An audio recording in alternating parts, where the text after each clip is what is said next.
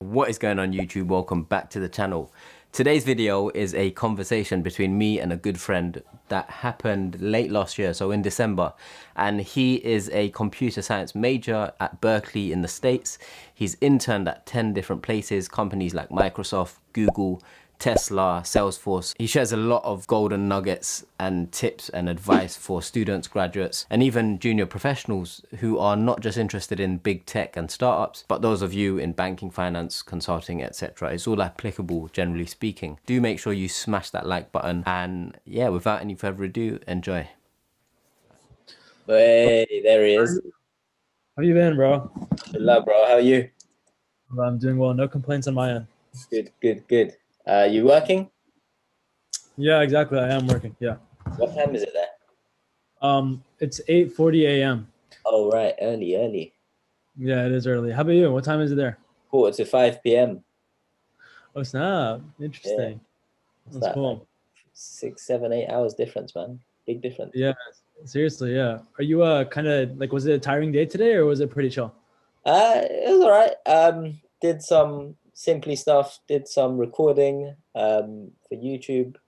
Gonna edit later on tonight. But yeah, man, all good. Can't complain. All right. So to kick things off, for anyone watching this, tell us a bit about yourself. Tell us about your background, and just introduce yourself. Everyone, I'm Hamza. So I just graduated recently from college. I went to UC Berkeley, and I've grown up in the Bay Area my entire life. So it's just been kind of like going to a school just 30 or 40 minutes away from home. Honestly, feels like when I was first going there, it felt like I was just going from like a high school, because like when I went to elementary school, that was 2 minutes away from my house.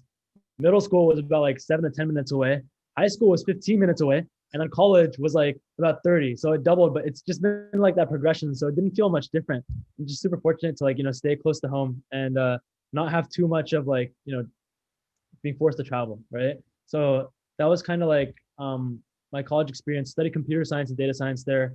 Just like really have been interested in tech since high school, and like my dad was in tech too. So me and my brother as well just naturally just gravitated towards that field. And so yeah, I studied computer science, data science there, and now I'm currently working as a product manager at Ripcord, where I'm heading product for machine learning services. And I'm there through like this fellowship called the Kleiner Perkins Fellowship. It's a venture capital firm. And yeah, that's what I'm up to right now. So I just started working a few months ago, and it's been great. Amazing. Well, before we go into what you're currently doing and how you got to where you are, I'd love to kind of find out a bit about your upbringing. What was growing up like? Did you have a big household? Was it busy? Were your parents keen on you pursuing any particular careers? What was all of that like? Yeah, that's a good question. For me, my upbringing was a little bit different than like the average, I guess, like, um, Berkeley computer science kid, or kids that have like, I guess, parents that like want them to get really good grades, Yeah. or that are considered like tiger parents, or just that kind of persona, where my parents didn't even care about my grades. They just wanted me to just be a good kid and Yeah. have good character. That was their main focus. They said with grades, like, just do however you want. We just don't even care about that. Just try your best. That's it. And here's the thing. They were saying that and they fully meant that. But my dad, he's a really smart guy. And he was actually like ranked number one in Karachi, which is like a city in Pakistan that has, I don't know how many millions of people. Let me see. Karachi. But basically, he was ranked like number one in like a city of 14.91 million people. So he was really academic. And Wow. to come from him saying, "Don't worry about grades, like just like just we just care about you having good character." We know that like we want to be like him out of our own kind of like desire, Yeah. because he would just be like working like crazy hours as a student here, because when after he finished his like bachelor's equivalent over there, he came here for like a master's, and he would be working, I think, over 40 hours a week while being a full-time student, and just juggling both of those things. Just like hearing those stories from him is just really inspiring. And I know I sound like a lot of other people that also have parents that were immigrants that have also had like stories of them working really hard. Yeah. But when you combine that with him telling us to just take it easy, naturally, we just want to like impress him. We just want to make him proud, and we out of our own will kind of want to get good grades because he's basically telling us not to, in a sense. Yeah. So that was kind of my upbringing. Yeah. Got it. And so growing up, so you spent most of your life in the Bay Area. What was high school like? Because in the UK, it's pretty diverse. You get, you know, lots of people from all over the world in Yeah. secondary school and all of that. Is it Yeah. similar in the Bay Area or? Yeah, it actually is similar. Yeah, you get people from all over. We have so I grew up in Union City, a city right next to Fremont, California, about 40, 50 minutes from Berkeley and SF. So it's in the Bay. It's more in the East Bay, right? Pretty close to Oakland as well. Yeah. And we have a lot of people from different like, you know, racial communities and different like just like states and countries as well. So our city had like a lot of most of the population was actually Filipino. And then after that, we had a lot of Latinos, and we also had a lot of African Americans. So those are like the main like breakdown. There were actually very few like Desis, like whether it be Pakistanis or Indians. Like I was like in minority over there actually, right? Which is crazy because when you just go to the next city over from Union City to Fremont, suddenly all flips. There's very few like blacks and Latinos, but there's so many Indians and Chinese people that it's like it seems like you're completely in a different world and a complete neighborhood, and you're just over at the next city. So I went to a school that was more of like a sports high school that focused more on like sports and speech and debate than they did for pure academics. So in my school, like if you were like a varsity athlete, you were like the stuff. You were like super cool, right? So that was also kind of like in my head, like I need to do varsity sports. I need to kind of like, you know, just compete with these guys in what matters, right?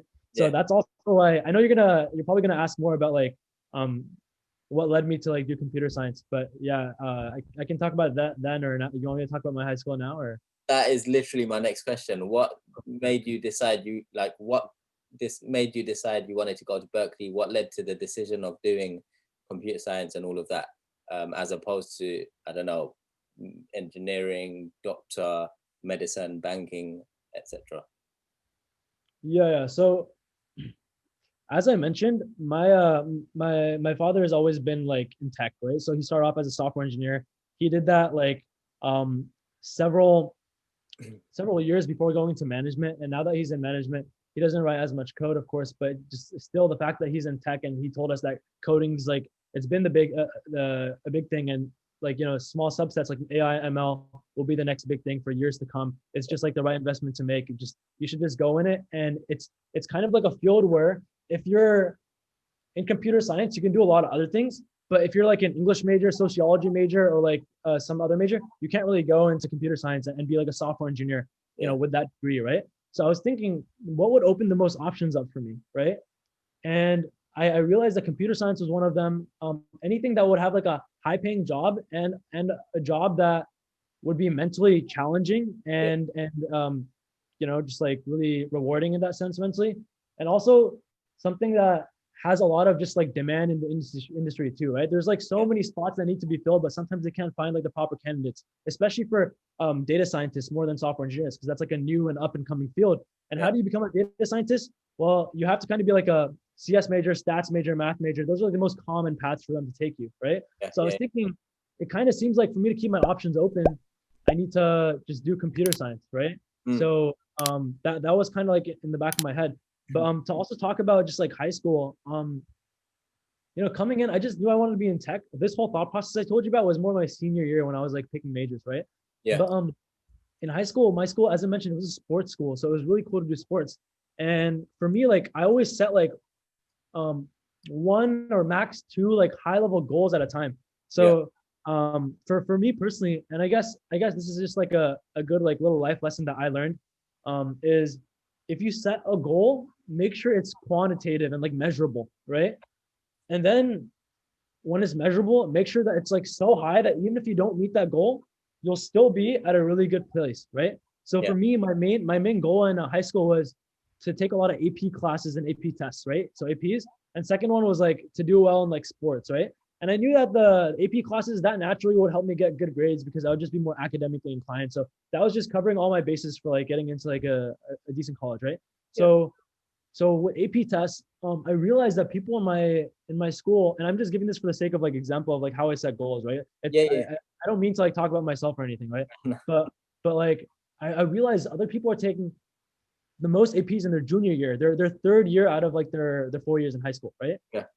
they're taking maybe 3 or 4 AP classes, and then they're taking the AP test. And it seems like it looks really good for college. It shows that you've had an advanced and rigorous course load. So let me set like a crazy goal. I want to take 13 APs. Oh, And shit. like, and then I remember like just casually just like joking to our friend, not telling him that I was doing it, but he's like, bro, I bet you no one's ever done that. That's just like, that's crazy, right? And then I was like, okay, but there's people that are doing like 5 or 6. He was like, yeah, but like you can't really go past 7. There's like not enough time in the day to study for them. I was just thinking in my head, like, watch me. I have this number in my head, right? So then what I ended up doing is I ended up taking 9 that year and taking 9 AP tests. In school, I was taking 7, but I didn't really tell anyone about it. Because for me personally, when you tell everyone in the world about like a goal that you're trying to accomplish, and then people like, wow, that's awesome, good job. They start giving you feelings of satisfaction when you haven't even done a single thing. Keep it to yourself until it's done, and then like share it with the world and help other people reach the same goal as well, right? So I think there's like a lot of power in like just keeping the goal to yourself and also keeping it so high. So for me in this case, I aimed for doing like over 10 tests. I ended up doing 9, and that 9 was like, it was like a school record, might even be like a Bay Area record kind of thing, whatever. But basically that really helped me with getting into college because I just kept one goal at a time. It was quantitative, and it was kind of like people thought it was crazy after I told them. And then I was like, it's not a goal. I actually did it. And they're just like, yo, wow. So you don't want to listen to other people's feedback sometimes if they're telling you can't do it, right? You just want to set your goal and go hard. And the second thing I told you about was like my school really valued sports a lot. And there's like this wall, the wall of fame, kind of like the Hall of Fame, where your name goes up there if you have 7 varsity seasons. And in my school, it's difficult to do more than one sport because people are just like prepping since they're young to like do that one sport. And then if you get to like the varsity level, you go to like the state championship and stuff in many sports, because my school is like a big sports school, has like a lot of jocks, right? So I was thinking, how do I get that varsity 7? I realized I have to do 2 separate sports. So I did cross country and I did tennis. Had to put a lot of time into that, do like multiple practices a day. But I ended up like finally like, barely getting it actually. I had to convince my coach like, yo, like sophomore year I was varsity, right? He was like, I don't know, man. I might just give it to you because you were nice senior year. You were fast senior year. So then I was negotiating with him, and then he gave me that 7th season, and then I ended up going up on the wall, which I'm so grateful for because, like that's like one of the non like nerdy or geeky accomplishments I have, for sports. Yeah, so diversify your accomplishments, Yeah. So you get to uni, and then did you have a game plan? Because you secured God knows how many internships and work experiences at some of the biggest, most impressive tech companies, right? So how did you go about securing them? Did you have a game plan? Did you know what you were going to do each year throughout your university? Or was it kind of like take things as they come? Yeah, that's a question that I get asked a lot about, like, oh, like these 10 internships, like were you always trying to like do 10? Were you trying to rack up all the big names and just like say that you've interned at all these places? Actually, none of those things were in mind. To be honest, like this was similar to like the examples I just gave. I usually set like one goal at a time. And in college, I was thinking like, this is like when I came in freshman year, I wasn't even thinking about this stuff. When you're a freshman, you're just like clueless. After my freshman summer, I did research at Berkeley Labs, which is just up in the hills right next to Berkeley campus.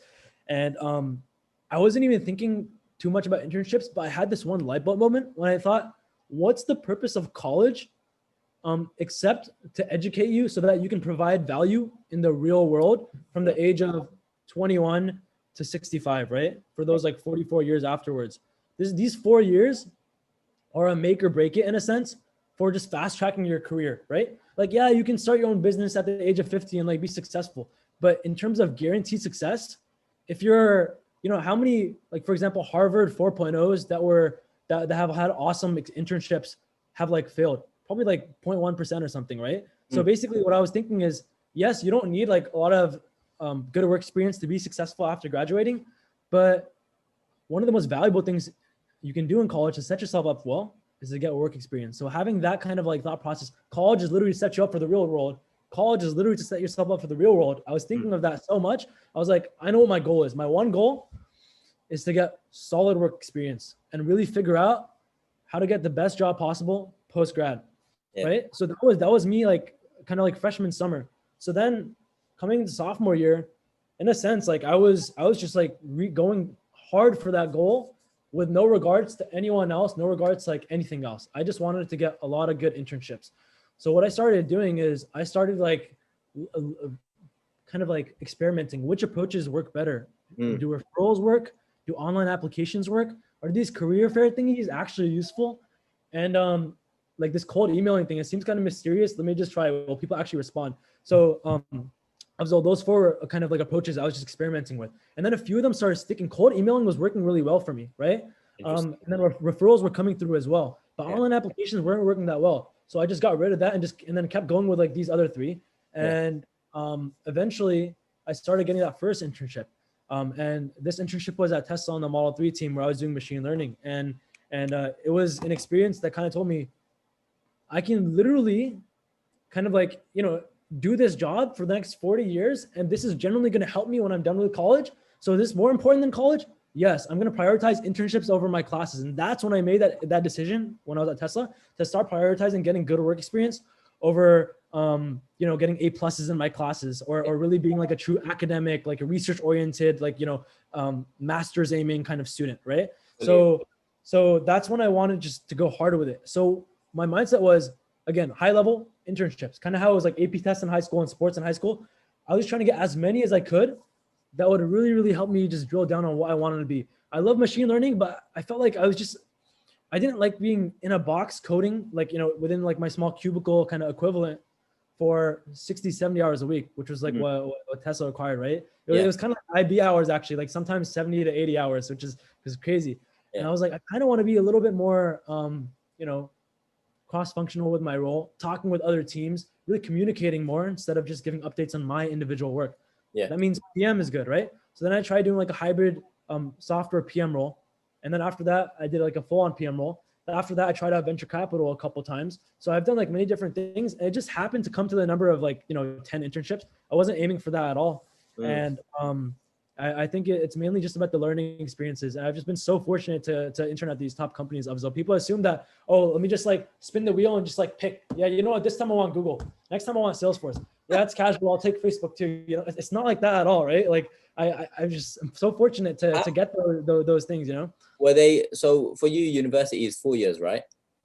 Yeah, exactly. Yeah. Were they spread over the 4 years, or how? Like, obviously it all didn't happen over one summer. What was the spread like? And did you get tired of doing 10 internships? I never got tired of it because every time I happened to be at like a little bit of a different role. The team that I was working with, they had me like work on a product that was so different than the previous companies, and the company culture was really different too. So those three factors made it just seem like a different world in a sense. The one commonality was like the people were great across all the big companies. The culture was really good and relaxed. People were like literally showing up to work like 2 hours later than I expected and just like taking vacation half the time. So it was very chill. Of course, I didn't do that. You're not supposed to do that as an intern. You're supposed to like grind. It's a sprint, not a marathon. But yeah. So to answer your question, 3 of my internships were kind of like before I even came into college, just because I was super lucky to like get the opportunity. I like won this hackathon or whatever, and then they gave me an interview to Alameda County's internship program, and then I got that. That was my first internship. And when you kind of get the ball rolling, then it's easier from there on out.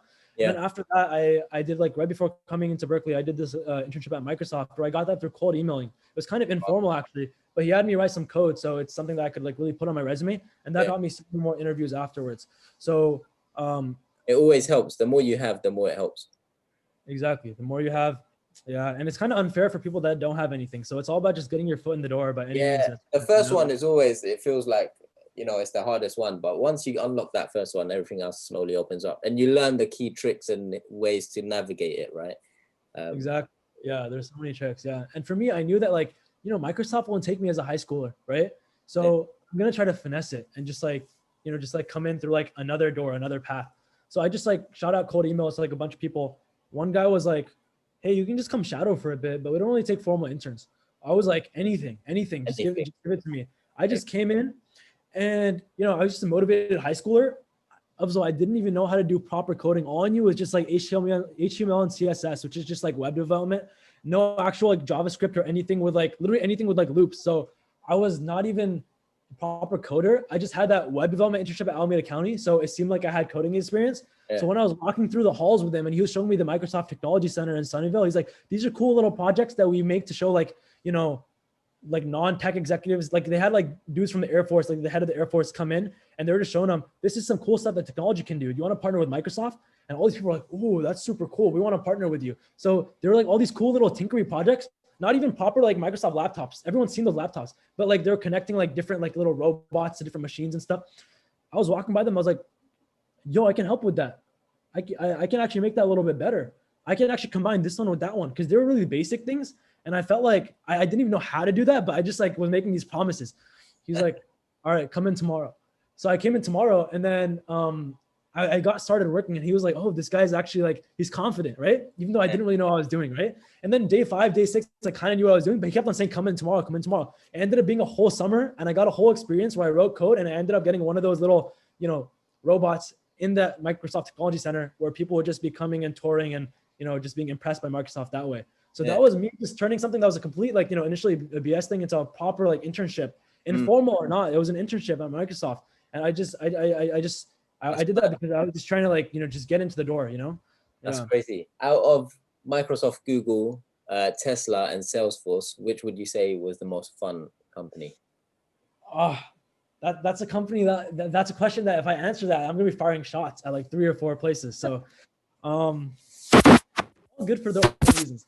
Tesla is super cool because I'll tell you a story in a sec, but you can see Elon Musk walking around like every Tuesday or Wednesday. He's usually in like from back when I was interning there. He was in the Fremont office on Wednesdays, the Palo Alto office, I think on Tuesdays or Thursdays. And then he would go down to SoCal for like SpaceX and like the Boring Company on like Fridays or like the weekends. So he was basically at one office every single day and he's running like 5 companies, right? I know, like Tesla, SpaceX, Boring Company, Neuralink, like OpenAI, whatever, like all of those, right? And he spends like 1 day at each, like giving some quality time to each. So it's crazy seeing him in the office. You also run into him at the coffee stations. So a quick story. Actually, I'll answer your question first. Tesla is really good for learning a ton. You learn more at Tesla in a 3-month internship than you do at other companies in 3 to 4 internships. And this is serious. It's coming from someone that has seen other work environments and that has tried to learn a lot of other places, but it's just kind of like limited because at Tesla, you have so many tasks thrown at you that if you want, you can work 100 hours a week. At other companies, sometimes you're trying to pull and like beg others to give you more work, but they just don't have that large of an internship project set aside for you, right? So at Tesla, it's not even necessarily internship project based. It's like, yes, you have your main like internship capstone project or whatever, and then you have like so many other miscellaneous tasks that you're kind of like requested to do that are like full-time employee tasks, but you're just making the load easier on them. So you learn so much at Tesla and that's like a big plus there, right? You get that startup vibe with like the big company brand name, with the prestige and with like the kind of like honor of seeing some awesome industry game changers right in your presence, right? There's like, I'll talk about them later, but Google is cool because free food, free snacks, really nice people. People are so relaxed. When I went from Tesla to Google, and then at Tesla, I was actually going to the office at 6:30 a.m. every single day.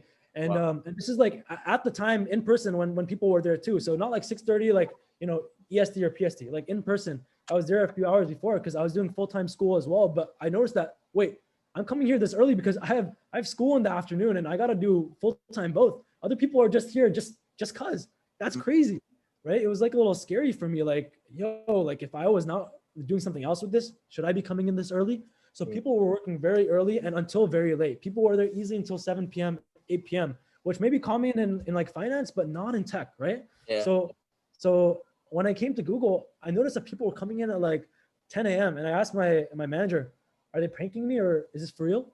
And he's like, no, this is for real. This is just how they're not trying to prank you. This is their normal life. And then I was like, all right, that's cool. But then I saw them leaving they started leaving at 4 o'clock instead of 5. So I was like, they're coming away and they're leaving early. Yo, this is something else. This is the life right here. Now I see why people stay here for 5 years, 10 years, 15 years minimum. You see on their LinkedIn, they don't want to leave Google. So I was like, that's super interesting. A very relaxed company culture, great work-life balance, a lot of snacks, a lot of free food. And to the point where some full-time employees are so used to the food that I saw some of them Postmating and Uber Eats and like or door dashing like some meals from like across the street.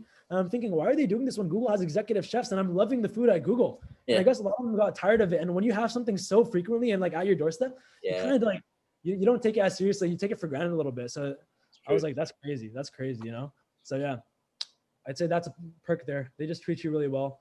Salesforce is really good because they're really inclusive and they have like a lot of like kind of encouragement for volunteering initiatives. They have like PTO, which everyone has, paid time off, and then they have VTO, which is volunteer time off, where they literally pay you to pick up trash at a local beach with your team, right? So you're at the beach, you're cleaning up trash. That's what I did with my team. Other people do that too. They also pay you to serve at like homeless shelters for kids, right? And SF, there's like a lot of them, a lot of opportunities to do that. They also pay you to just like help build like, you know, small science projects for like poor teachers in their classrooms, right? So all of these volunteering things that are so diverse, you get paid for it, and you can do that for even 10, 15 days a year, more than other people vacation. Oh, wow. And you get, it's a really good way to bond with your team and just help the world out. So I think that's the awesome part about Salesforce. And in terms of like other perks and stuff, you know, Google kind of takes over a lot of other companies with perks. But yeah, I'd say those are some of the key takeaways. Yeah. Got it. That is super interesting. Tell me about the intern that saw Elon Musk. Oh yeah. So that I was telling you about this earlier. So that intern I was telling you about was actually me. Let me tell you the story. So I was getting a lot of work thrown on me. I was doing full-time Tesla and also full-time school. And I don't know why I committed to that, but it was a good learning experience looking back. 60, 70 hours in production hell where Elon Musk is posting on tweeting on Twitter. He's like, we're going to produce 2,700 Model 3s this week. And then the next week he's like 3,300. And the next week he's like 5,300. It's like an exponential growth curve where we just have to like, you know, deliver at each point of that curve. And my team was really critical for getting those Model 3s out. So we would see him coming to my manager, like, you know, pretty frequently every few days or so and just checking in. So like, how are your ML models doing? Are they slowing down the production line from stage to stage to stage to like the end of the line? And, you know, my manager would kind of give him an answer, and then he would just like leave. And he would do the same thing for other teams. He would ask the head of the team. So it seems like your team's like the bottleneck or maybe the second in line bottleneck, right? Where the bottleneck is the thing that's slowing down the whole production process from like the big car to like the car that literally drives off the line. And the PM would just, or like the head of the team would just give him an answer. He would come back a few days later and just check in again. And if he didn't like the progress he saw between like that first ask and the second ask, they would probably be fired, dude. And even their manager sometimes would be fired too. So I had this one intern that I used to hang out with him at lunch. One day he came to me at 10 a.m. instead of noon. I was like, interesting. You came a little early. Everything good, bro? Like, are you trying to kick it right now? I'm kind of grinding. And he was like, I don't have any work to do, bro. I was like, how come, bro? You were so busy yesterday. How come you have no work to do? He was like, I just came out of a meeting and my boss and my boss's boss just got fired by Elon, like on the spot. And like, I don't know what the heck to do. I'm just in shock.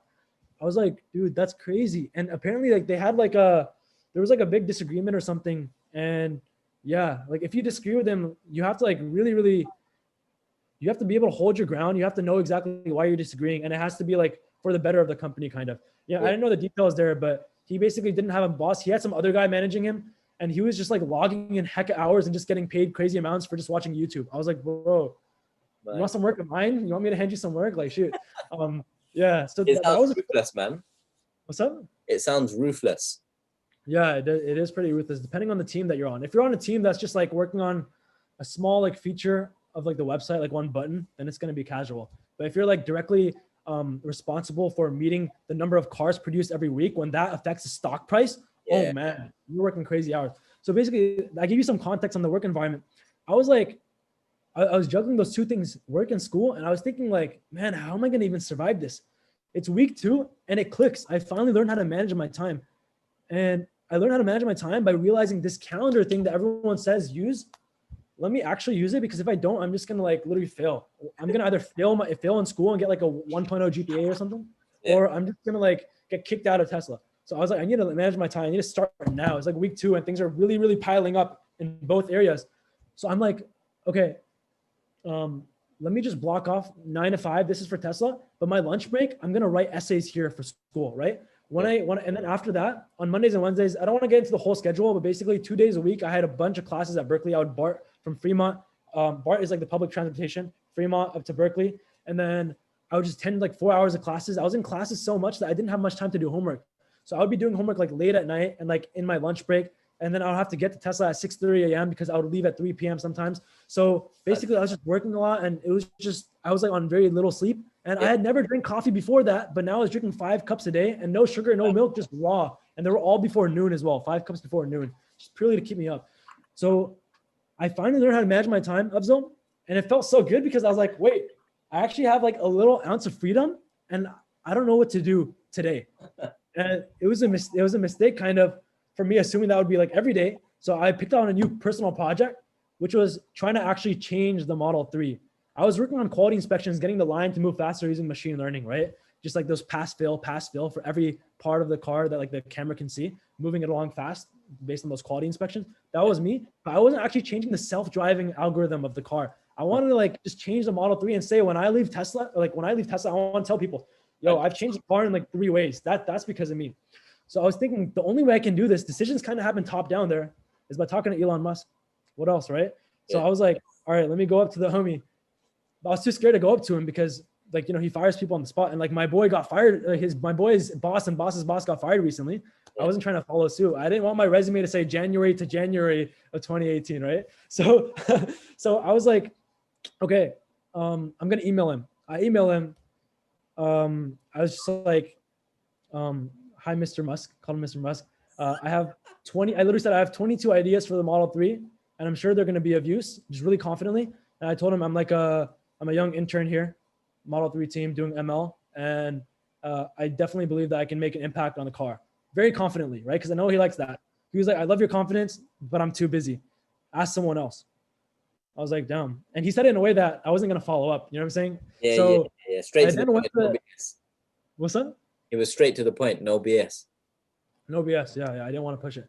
So then I went to the company like hierarchy, and I saw the next in the ladder were SVPs kind of, right? One was like the SVP and the head of the Model 3. The other one was like the head of like Autopilot crash safety. And there's a lot of ideas that I could change. I felt like I could change there. So I emailed both of them. I have 22 ideas for the Model 3, and I'm sure they will be useful. And I told them I'm like the youngest intern on the machine learning team, just so they can kind of like listen to me like, oh, this guy's young and seems like he's smart or whatever, right? So they both say yes, and they give me 30 minutes of their time. Oh, and nice. the meetings end up going for like 1.5 hours, and this is how they go. I'm like, nice to meet you. I have a couple ideas. I don't want to waste time. Let me just get into them. This is the first idea that I have. And then I tell them, this first idea, so there are 3 ideas that they actually end up really liking, but it started off, the first idea, they're like, someone's already thought of that organization. Next. And I was like, oh, damn. This is my next idea. They're like, yeah, we tried that one out last week. Didn't work. What's your next one? And then when I got to idea 6 or 7, they hadn't really heard those before. They're like, they lean forward. They're like, interesting. Keep these coming, man. Keep these coming. And then I started hitting some that they found really interesting. And they're like, can you take note? Do you have this in your notes? I was like, yeah. And then they're like, how'd you do this? And then I told them, like, technically you could just do this with like this tech stack, and just like with these technologies, you can just build that as a product and add that as like a feature to the car. They're like, oh, so it's technically viable. I'll get my engineers to work on that very soon. Thank you for that. And then I got to like towards the end of the list, they're like, okay, that's a great idea. Can you actually work on this? Like, can you actually help build the app? I was like, yeah, but I mean, I don't have like I just started my spring internship. I don't know if I'm going to be here for the summer. They're like, oh, you can just join my team over the summer. So they gave me like an offer on the spot too, which is really crazy. Fun. Yeah, it was a blessing, dude. Basically, like the more ideas you have, chances are they haven't heard of some of them. Yeah. And at the very end, also they ended up actually putting 3 ideas on the car. And I wasn't able to help with the last one, the app, which was, by the way, the idea for that was a Tesla ownership swap program kind of app. That's like, that's created by Tesla so that there's no third-party fees. And so that, like, let's say it's like a separate company. They're not taking like 1K every time you swap or something, right? So made by Tesla, and just so owners can enjoy cars of like other levels and also different colors. People literally will go crazy if they change the color of their car, but they don't want to actually paint it. So just like an idea like that, he was like, that's actually a really good idea. Let's put that into the works. So I had like other ideas like that. Another one was just like decreasing the risk of infants when the car crashes by like using infant crash data to just like change the weights and for the timings for when airbags are deployed. So it's deployed to to, let's say, like the side of the infant first instead of the front. So it's just like a much easier impact because all the data is taken from accidents and it's shown to like the doctor and stuff, but they don't really make sense of it properly. So just kind of taking that and improving the deployment of airbags during crashes. That was another one that they put in like pretty immediately. So I was just like pitching these ideas. And then at the end, they were just like really thankful. And they gave me like, an internship on their team and stuff. And I ended up like, switching companies after that. But I'm just happy to say that I really took advantage. And I just want to have no regrets, I want to have no regrets. Yeah. That is wow, super impressive. And it just goes to show, man, like, because you've taken the initiative, it allows you to open and unlock so many more opportunities and meet people that if you were just sitting on your desk doing what you were told, you wouldn't really get these other opportunities. But yeah, kudos to you, man. That's super impressive. What challenges would you say you faced along the way in your journey?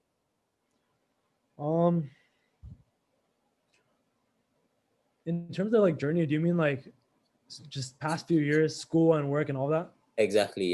Yeah. And any advice? So most of the audience watching this will be like undergrads, postgrads, people in the first few years of work, and even some young people who haven't entered university yet. So any tips or any advice that you think would be valuable or useful for them and their careers, whether it's helping secure internships or grad schemes? Yeah, 100%. Like, and I was hesitating because there's so many answers to this. There's so many tips for people, especially like targeted tips. If I know you're in a field, the tips are different than like if you're in a different field for the most part. There's some overlap, but yeah. So some challenges I'd say, to touch upon that first, a lot of challenges, like challenges like personally, career-wise, school-wise. It was tough for me to like really be motivated and like care about getting straight A's in school. Yeah. When internships were more exciting and internships were going to help me get a better job. Internships were going to give me money. They were also going to build my resume. They were also going to teach me a lot of these like, data structures through practical and real life learning, right? Like through experimenting on the job. So like, why should I just like, learn in school when I can literally learn like while working at like Google or Tesla or something, right? So it just kind of made me feel like, okay, internships are like better than school. But then I realized that school can like establish some of your fundamentals. School can also, it's important to have like a good GPA for in case you want to go to grad school. So then I started caring more about that, but still to the extent where I was purely in school for the learning and not for like the research or just purely for the grades. I just really just cared about like the learning conceptually. And that actually helped me remember it longer than people that were just cramming for an exam. Because the moment the teacher would teach the concept, I'd be like, that's actually super interesting. I can literally see how this can be put on to like the Model S or the Model 3 or something, right? And that kind of thing makes it stick when you relate it to some real world phenomena or just basically anything that's like in a neuron that you've previously like, processed, right? So just making neural connections in your brain, right? So I was really thinking about it practically, and it's just actually so interesting when you think about knowledge, not for the sake of the exam, but just for the sake of why they're even teaching it to you. Why does this, theorem exist? It's actually pretty cool. So I overcame that challenge of not caring about school, which, thankfully I overcame that. Otherwise I would just flunk out or something and, I'd be a dropout. Yeah. So there's that. And then also just balance, mental health is a big thing where you just make sure you don't stress yourself out to the point where you're just like demotivated and you just like have like a breakdown kind of thing. So I think, and this is also like answers your next question of what should undergrads be doing.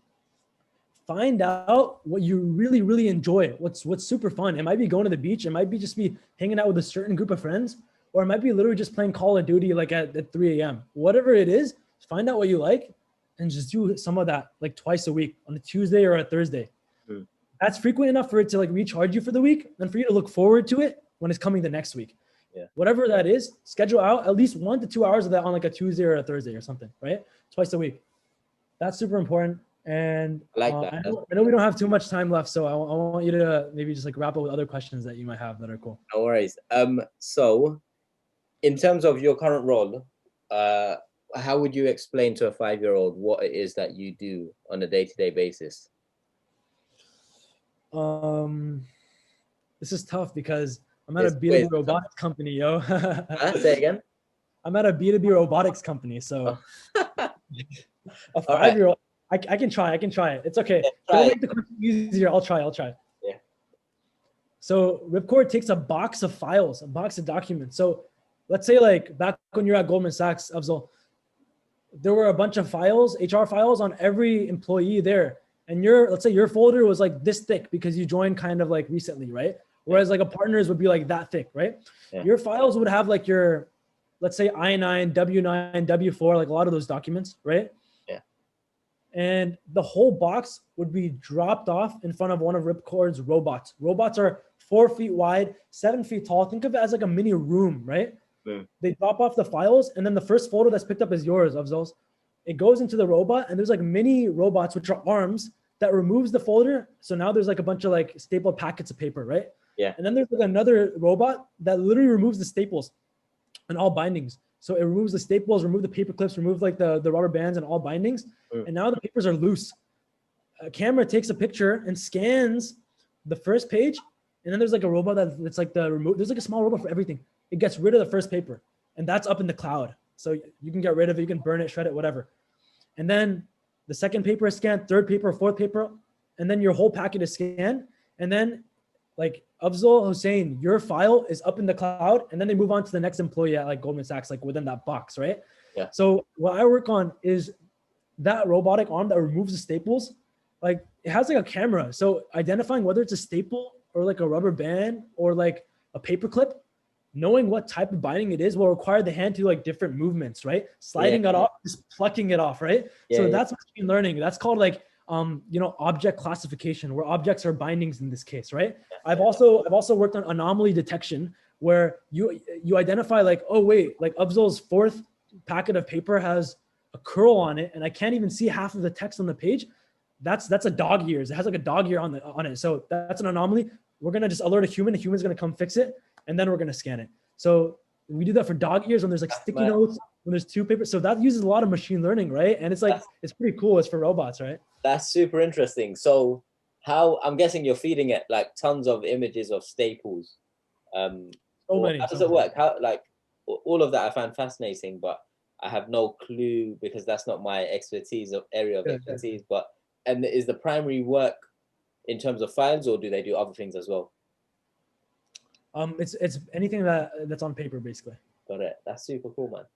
Wow. Got it. Okay, and before we wrap up, obviously you're building your YouTube channel. So anyone watching this, I will link Hamza's YouTube channel in the video description below. Make sure you check it out. Make sure you subscribe. And how else can people find you? LinkedIn, so on and so forth. How can people find you? I'll link it all below. Yeah, sure. So I'll link my YouTube channel below, which is like the main thing that I'm gonna be putting more effort and time into. My LinkedIn's been something that I've been like posting on for a few years, or around 2 years now, just trying to help students out and just give advice on anything like recruiting or like finding internship related, and just like life experiences that I've messed up on or that I've learned from. I just want to save other people that learning time and just like tell them how it is. So that's kind of what I post on LinkedIn. YouTube's going to be like the next version of that and the next level of that, where I bring on like awesome guests. Like for example, like Afzal, I have a plan on chatting with Afzal, just kind of like this, like for my channel as well. People that have had like, amazing jobs, like, he's a super smart guy. You guys, trust me, don't take it for granted. This guy, he's like left like an awesome job to make content for you all and to be an entrepreneur. Very, very few people can get top jobs. Out of the people that get top jobs, even more few people, small fraction of the fraction, leave those top jobs to pursue something they're passionate about. And out of those small fraction of people, a smaller fraction is successful at that, can gather up 50,000 plus subscribers, and can truly make a difference in people getting their top jobs in finance. So don't take this guy for granted. Like, you should suck up his content, because like I love learning from this guy's wisdom. And honestly, really, really blessed to be on your channel. And I'll be trying to follow in your footsteps with my YouTube channel, and I'll also be bringing on some like other cool guests as well. Like I'm soon going to be bringing on a guy that climbed Mount Everest in between having 2 companies acquired. Super awesome. Yeah. Wow. I'm looking forward to that. I'm looking forward to your content. I've had a look at some of your videos. I really enjoy it. It's very, it's super relevant for students, graduates, and professionals interested in tech, big tech, and all of that. But yeah, so once again, if you're watching this video, if you made it this far in the video, do subscribe to Hamza's channel. But bro, if you ever have any questions, you got my number, drop me a WhatsApp. And yeah, we'll definitely collaborate in the future again. I'm looking forward to seeing your videos. And yeah, just get onto it, man. I know you're mad busy, but it will be worth it. What about consistency, you said, right?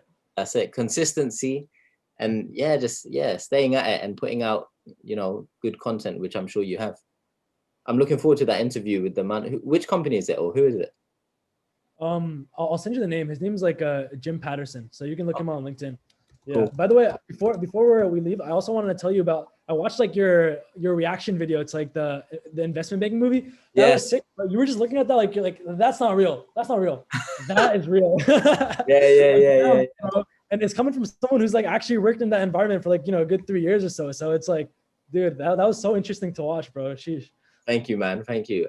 So it's a new series. It's the first of its kind in some ways, and so I thought, what, let me do reaction videos to it, and they seem to be going down well, which is always good. Yeah, no, that's beautiful, bro. We'll be in touch, man. Definitely excited to like collab and just be in touch in the future. Bro, have a good day, yeah? You too, man. Assalamu alaikum. Walaikum salam, bro. Thank you for sticking around to the end. I hope you enjoyed that video. Make sure you give this video a thumbs up so it helps the channel grow. Anyway, with that, I'll see you in the next video. Peace.